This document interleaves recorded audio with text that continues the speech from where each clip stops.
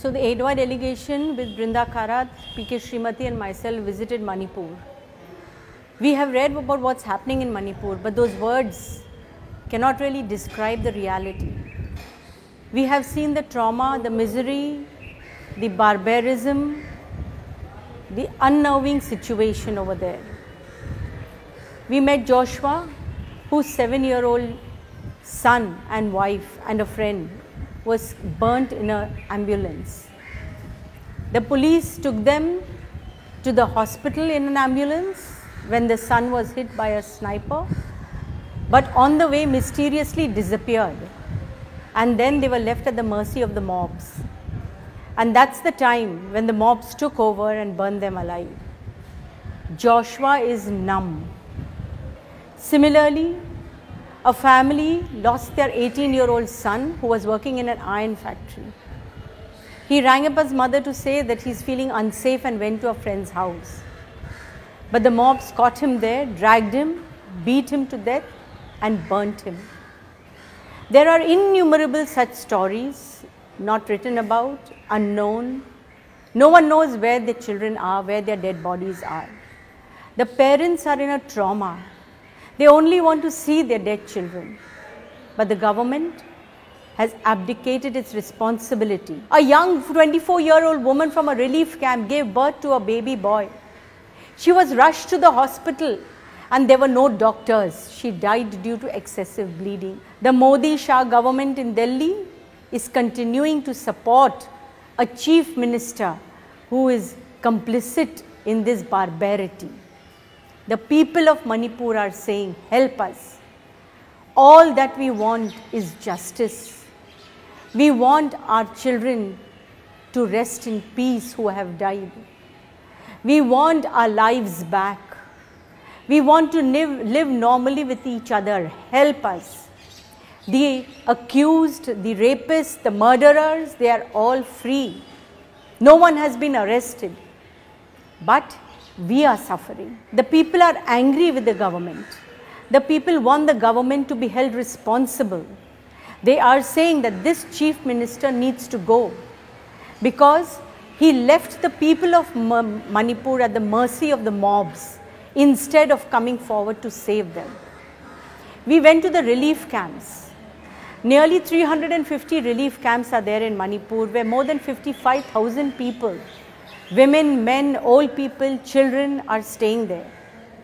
Bare necessities are also not available. Some of the relief camps, they do not have beds, they do not have mattresses, they don't have anything to sleep on. They don't have anything much to eat. Just dal and rice is being supplied for 3 months.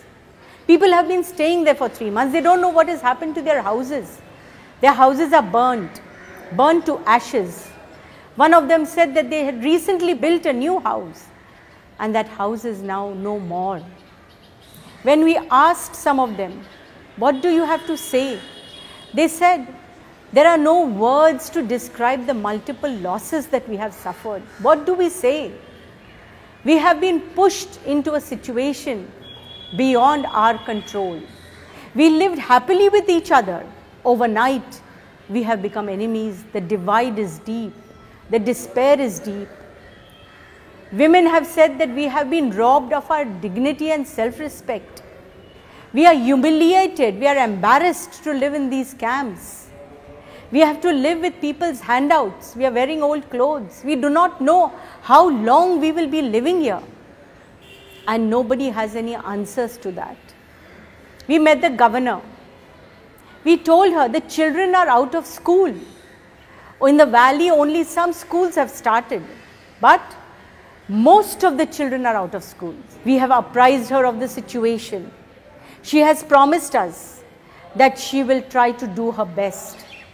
She has met some victims of violence, but she knows the situation requires much more to be done. It is only the philanthropic organizations, NGOs, women's organizations, the common people who have come forward to help.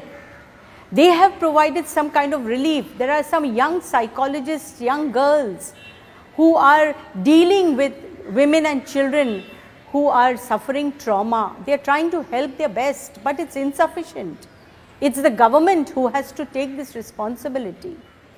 She said finally that she is very happy that the Supreme Court has taken note of the situation in Manipur.